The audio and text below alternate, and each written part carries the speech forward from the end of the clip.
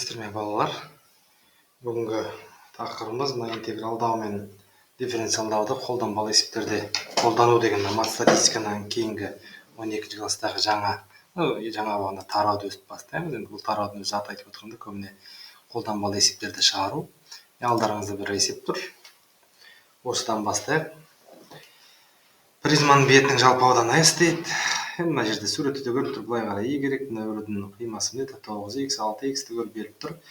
Хат жәшігінің көлден қимасы трапеция екен, түгел беріп тұр.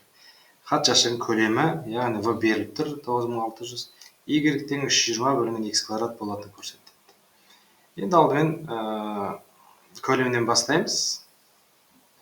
Бізде мынаны призма деп қарастыратын болсақ, балалар міне біз әртүрлі қарастыруға болады. Мына жағын мынаны табаны деп, мынаны табаны деп, сосын мына өржіге дейін жаңағыдай биіктігі, одан жеке мынаның көлемі қосындысы тең 9600-дегі болады. Бұл бірінші әдіс. Немесе екінші әдіс, балалар, мына өрдің өзі, міне бер жағындағы стена, былайша мына трапецияның өзін мынаны табаны деп аламыз да, мына өрді биіктігі дей саламыз. Мына өр сонда мына биіктік болады. Сонда біз білеміз, V тең S көбейтілген H. S деген не? Трапецияның трапеция, бізден S табан ғой. Трапецияның ауданы білеміз, ол A плюс B бөлінген 2 көбейтілген H. Трапецияның көбейтілген H арғай. Бұл енді призманың. H призманың, H трапецияның. Тең. Трапеция 6x плюс 9x. 6x плюс 9x бөлінген 2 көбейтілген H-ымыз бөлсін 4x олмай. Мынау трапецияның биіктігі. X көбейтілген. Енді міне көп тұстар, мынау табан деп қарастыратын болсақ, мынау соның биіктігі, ол Y, ол бізде мынауымыз призманың биіктігі Y тең отыр. Көбейтілген Y. Ол енді ықшамдайық тең 9 алтын қоссам 15x. 2-ге 15x-ті 2x көбейтсем 30x квадрат Y. Осы міне көлем бізде. Бірақ көлем екінші етінен бізде беріліп тұр, ол 9600. 9600. Есепте берілген метр көлем. Осы жерден енді мөр теңдеудің 30x квадрат Y тең 9600. Бір нөлдерін алып тастайын. Сосын 3-ге бөле салайын. Мына жерде Y табу керек. Y тең 960 бөлінген 30x квадрат. 3x квадрат. 963 бөлсек 320 бөлінген x квадрат. Сөйтіп, мына өрі A. 2 пайды алдық. Енді бөлуға қарайық. Жалпы бетінің ауданы S сантиметр. Төменде өріне тең бар. Жалпы бетінің ауданы. Біріншісі, екіншісі. S толық беті деп айтамыз ғой былайша айтқанда. Енді S толық беті давайте қарап алайықшы. Мына трапециядан бізде бер жағындағы трапеция, жаңағы өзіміз айтқан өрі трапециядан бізде мына жерде бір, ар жағында бар. Яғни 2 трапеция. Солай ғой бізде жалпы бетінің ауданды. 2 трапеция плюс мына өрі 4 бұрыш. Енді жазып қояйық. S индексімен жазып отырайын. BC, G, F дейін. Плюс S, A, D, H, E плюс S үстіндегінің ауданы енді. Так, D, H, G, C. D, H, G, C деген осылардың ауданы. Тең болады трапецияның ауданы 2 көбейтілген бағана біз мына жерде есептедік. Мына бізде трапецияның ауданы болған. Енді осы қайттан жазсаң жерде 6x плюс 9x бөлінген 2 көбейтілген 4x плюс трапецияңкін бітірдік. B, C, G, H. Бер жағында B, C, G, H. Енді ол мына Y көбейтілген биіктігі ол бізде 6x. Y көбейтілген 6x плюс мынаны біттік. Енді A, D, H, E. A, D, H, E. A-дының ұзындығы міне тұр, 9x көбейтілген Y. 9x Y плюс. Енді үстінің аудан D-ның ұзындығы мына Y қойғанда бізде. Мына Y болатын болса, мынау да Y бізде.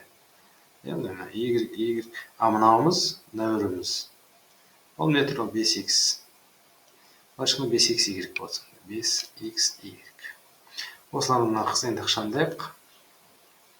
9, 15, 15 4 көбейтсем 60x квадрат плюс мынадан 6, мына жерде 9, мына жерде 5. 6-ға 9-ды қоссам 15, мынамен 20. 20x y. Мынаның ауданы мен занятпын. S беріп тұр. Я занят, нормально я же говорю уже. 20x квадрат, 60x квадрат плюс 20xy. Міне осыған тең болатын көрсету керек қой бізде. Мына қараңыз не. 60x квадрат мына бір шықты. Мына жерде мынаны қарасақ y-тен құтылу керек. Мұнда y жоқ. Көрдіңіздер ме оқушылар? Значит, бағанағы мына y-тің орнына мына өрді қоя саламыз. Тең 60x квадрат плюс 20 көбейтілген x көбейтілген y орнына 320 бөлінген x квадрат. Квадрат мына кетті. Тең 60x квадрат плюс 32-ге 720. Так, дұрыс па екен? 20-ны 320 көбейтсем 20 и бөлінген x. Здесь должно быть 7680 екен. Вот здесь, по-моему, ошибка 720 шықты менде. 32 на 64 даже, а не 20. Вот, еще раз давайте. Вот 6, 9, 15 плюс 5.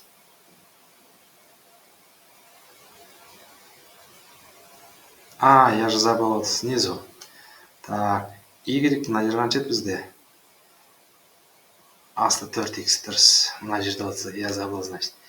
Плюс 4xy болған. Сол кезде 24 болады мына жер. 6, 9, 15, 20, 24 xy дұрыс. 24. Так, 32, 0 дұрыс. Все, x квадрат x кетті. 24 көбейтілген 320 дұрыс. Онда мына орта қазір көрейік. 24 көбейту 320. 76, 80. Дұрыс екен. Онда мына дұрыс екен. Онда кешіріңіздер. 76, 80. Сөйтіп, мына жауапты тоже алдық. Мына жерде 76, 80 болды. Қате жібермеу керек. Біз табанын ұмытып бара жатыр екен. Бағана сол табанын мына жерге өрмен жалғадым. Так, B 4 бал алдық. С-ге барайық. S минимум. Енді S мына болып тұрған. S минимум максимум табу үшін біз вообще туындыны қолданамыз. Давайте туынды табайық. 60 x квадрат болса 2x плюс 7680 тұра береді. Бір бөлінген x немесе x-тің минус 1 дәрежесі туындысы ол минус 1 и x-тің минус 2 дәрежесі болады. Осыны нөлге теңестіруім керек. Сонда 120x тең, мынаны мына жаққа жіберсем минус плюс b 7680 бөлінген x квадрат. Вот x квадрат мында келді, ол x куб тең 7680 бөлінген 120. Так, бөлу 120. 64 шығады екен. Вот как раз дұрыстан ненің кубы 64? Ол 4-тің кубы 64. Яғни 4 деген сан, ол минимум ба, максимум ба біз білмейміз. Ол үшін санды қосамыз, мына 4. 4-тің мың жағындағы, 4-тің оң жағында, сол жағында таңбалар қандай? 4-тің жағында, допустим, 0 бар. 0 емес, бірді алайық енді оңайсын. Вот туынды у нас нөл сан болған жаңағы 60 көбейтілген 2x. Осының орнына бірді қоятын болсам қанша шығады? Мынау дегеніміз не? Бағана туынды былай болды ғой бізде. Тең 120x минус 7680 бөлінген x квадрат. Вот x-тің орнына бірді қойсам 120 минус 70. Яғни біз біліп тұрмыз, егер теріс болады. Яғни s' от 1 ол теріс сан. Значит, мына жағы минус, мына жағы плюс.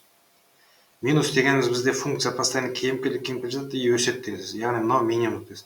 Значит, 4 деген ол минимум нүктесі. Так, S минимум аудан тапты. 4 деген минимум нүктесі, бірақ бізге аудан табу керек. Значит, S от 4 ол как раз минимум аудан болды. 4-ті қоямыз. Бағана S-іміз мынау бізде. Мына жерде тұр ғой, мынаны қойсақ. 60 көбейтілген 4-тің квадраты 16 плюс 7680 бөлінген 4.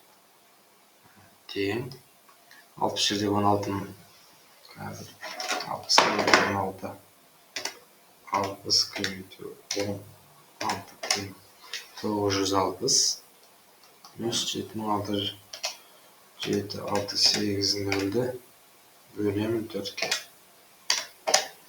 1920 тең плюс 960 2880. Мынау бізде минимум ауданы балалар. Мынау 6 балдық есеп. Мынаны біттік. Енді табылған ауданның минимум болатын дәлді. Енді бағана дәлдеп кеттік, минимум болатын дәлді. Жаңағы 4 деген нүкте. Жаңа айтып отырмын, 4 деген нүкте таңба туындысы таңбасын минустан плюске өзгертсе, яғни минус дегенді білеміз, ол кеміп келе жатыр, а потом плюс деген өзгереді. Яғни нүкте. Осыны балалар просто жазғанда былай айтасыңдар. Яғни x тең 4 нүктесінде туынды таңбасын минустан плюске өзгертті.